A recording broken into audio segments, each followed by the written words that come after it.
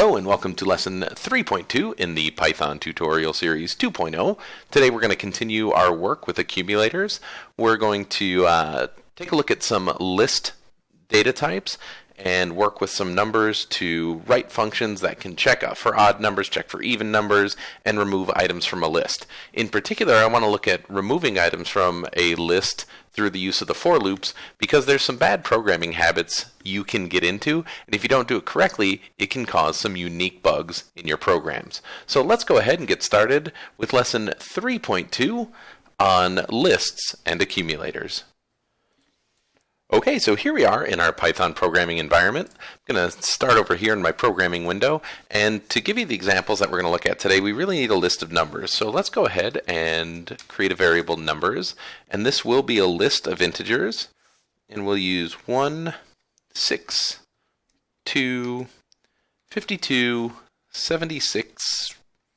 We need quite a few here, so let's go 43, 55, 92, 23, 16, 2, and 3. And while these are kind of random numbers, there's a couple of things that I wanted to happen. First, I wanted to make sure that some of the numbers were duplicated, so you can see we have like two number 2s in here. And for one of the examples, if you're picking random numbers, want to make sure that you have two odd numbers in a row. So that'll be the numbers list variable that we'll be using for the remainder of this lesson. So the first function I want to look at, it will be real similar to one that we did in the last lesson. I'm going to write a function that will count the odd numbers in a sequence of numbers, so we'll have to pass in that parameter. And this will count the number of odd numbers in a list and return that number. And what we'll do with this function is just iterate over the numbers list and keep track of how many odd numbers we come up with. So we're going to need an accumulator for that. So I'm going to initialize count to equal 0. Count will be my accumulator. And I'll simply do for I in numbers. And to check and see if a number is odd or even, we're going to use the modulo command. So I'll say if I mod 2 is equal to 1, that means we have an odd number, because any number mod 2 that's even will equal 0. So if that's true, if the number mod 2 is equal to 1, then we know we have an odd number, and we'll increment our accumulator by 1. And when the for loop is done running, we'll simply return count. This simple function right here will allow us to count the number of odd numbers in a given list, and we can test that out over here by running our program and running count odd on our numbers variable. And you can see we returned a number of 5 there, and we do in fact have 1, 2, 3, 4, and 5 odd numbers. So that's kind of a little bit of a review. The only difference between what we did in the last lesson and this lesson is, of course, we're using a list of numbers, but the concept is exactly the same, and the use of the accumulator is exactly the same. We may also want to, say, write a Boolean function that will simply return true or false, whether or not a list of numbers has any odds in it. So let's write a new function called checkodd and pass in numbers as our parameter, and this will return true if there are odd numbers in a list, and false if there are not. So we're trying to write a function here that will simply return true or false. And I don't need necessarily an accumulator for this particular function.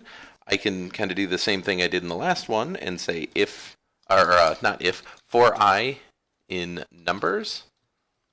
And then if I mod 2 is equal to 1, I know I found an odd, and I'll immediately return true. And if I can get through that entire for loop and never hit a case where this if statement is true, then I know that there are no odd numbers in the list, and I can simply return false. One of the things that this function will do is the moment it finds an odd number in our list, the very first one is odd, will return true. And remember from lesson 3.2, as soon as we hit a return statement, this for loop will stop executing. So those two things right there are simply review from lesson 3.2. But let's say we wanted to write a function that would remove all of the odd numbers from this list and give us a new list that had nothing but even numbers. Now this will become useful when you start doing inventory management stuff in your games, but right now we're simply working with numbers. So let's take a look at how we could write a function to remove all of the odd numbers from this list. Now the first function I'm going to write will be remove odd, and I'm going to call this remove odd wrong. The reason I'm going to call this remove odd wrong is in this function right here, we are going to intentionally create a bug. And the reason we're going to write a function that I know in the end isn't going to work is it is a very common mistake that new programmers and students in my face-to-face class make all the time. And you can tear your hair out trying to figure out why it's not working. So just understand as we write this function, this is not going to work correctly. But the point of this function will be to remove all odd numbers from a list and return a new list. So our goal here is to get rid of every odd number from this list and return only the even numbers. Now, if you recall from previous lessons, we're not going to be passing a parameter in here, and that's because if I use list methods, I can access this list even though I'm inside a function, so I don't need to worry about passing that in here. I'm going to manipulate this list from within my function, but this is what most of the students in my face-to-face class would write as a first attempt to remove all of the odds. They would do a for loop for I in numbers, and then if I mod 2 is equal to 1, then they're going to remove, so numbers.remove, whatever that number is. So in this case, the first time through, it's going to iterate, it's going to find a 1. 1 mod 2 is equal to 1, and so we'll numbers.remove a 1.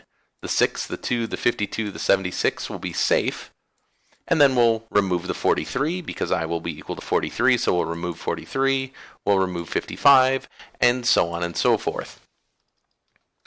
This will not work. Even though, in theory, it should work just fine. So let's run this program and see exactly what happens when we run the remove odd wrong function right here. If I take a look at my list of numbers right now, I can see I've got the complete list of numbers. Then I'm going to remove odd, and then I'm going to take a look at my numbers again, and an interesting thing happened. The 1 got removed just fine, a lot of the odds got removed just fine, but I have this 55 sitting right here. So for some reason, that function removed everything but the number 55. I had 5 odd numbers when I started, and now I've got 1 left.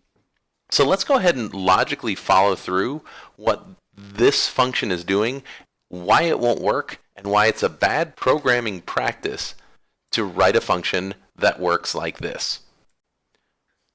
So here we are over in Paint, and we've got a snapshot of our program. We've got our list of numbers here, we have our for loop. So the habit that I do not want you to get into, under any circumstances, do not get in the habit of removing items from your list inside of a for loop. The best practice is to remove items after the for loop is done running. If that means you have to save them in some sort of accumulator, or you have to keep track of them somehow so you can remove them later, you need to do that. It's a little bit harder to do, especially for beginning programmers, but if you remove numbers inside your for loop, you're going to create some interesting bugs. So if we trace what's going to happen in the running of this program right here, the first thing our for loop is going to do is try and grab a value for I. Of course, as you know from for loops, the first thing we're going to do is we're going to grab this value of 1. And we're going to evaluate this for loop using 1 in place of this variable I. Well, I mod 2 is equal to 1, and so our program will numbers.remove 1. In essence, we're going to, before we go up and even check another number, at this line of code right here, we're going to take the 1 and we're going to remove it. What this has the effect of doing, however, is taking this entire list of numbers and shifting it down. So that's all well and good. We've gotten rid of our 1, but the next time through, after we've removed 1, we're going to come up and do our second iteration for I in numbers. what will happen is Python will then move to the next number. As you can see, we've skipped ever evaluating the 6. The 2 won't remove anything because it's even. The 52 won't remove anything, that's even. 76, and then we get here to this 43. When we do 43 in place of I, we can identify that as an odd number, and we'll remove 43. You can see we'll take that right out. But just like what happened with the 1, this entire list will now shift. That's what our new list looks like at this moment in time. However, the for loop isn't done running yet, so when it comes up to grab a new value for I, it'll skip to this 92. The reason the 55 gets left inside of our list is because it never got evaluated. When we have 2 odd numbers next to one another, it'll remove the first odd number just fine, but when that list slides over in the context of our for loop, whatever follows it never gets evaluated. If we followed this to its conclusion, we would get rid of this 23. By getting rid of the 23, we would never evaluate the 16, but it wouldn't matter because that's even. We would evaluate the 2, then we would evaluate and get rid of the 3. If you follow the logic of that program right there, or what just happened right there, that is why the 55 doesn't get removed from our list when we did the example earlier, and that's why it's a really bad idea to manipulate your list while you're inside of a for loop. Alright, and that's going to do it for lesson 3.2. We're going to call this part 1 of 2. After filming the entire video, I realized it's a little bit too lengthy, so we're going to break it up into 2 separate videos here. Hopefully you understand why you don't want to manipulate the variable that you're iterating through in your for loops. Like, hopefully that example gave you a pretty clear indication of the bugs that can occur if you get into that habit. Now, what we'll be doing in the second part of this video is writing 2 functions that can successfully remove all of the odd numbers from the list and won't create those same bugs. So I look forward to seeing everyone back for lesson 3.2, part 2. As always, if you have any questions, please leave them below in the comments. Thanks for watching, and have a great day.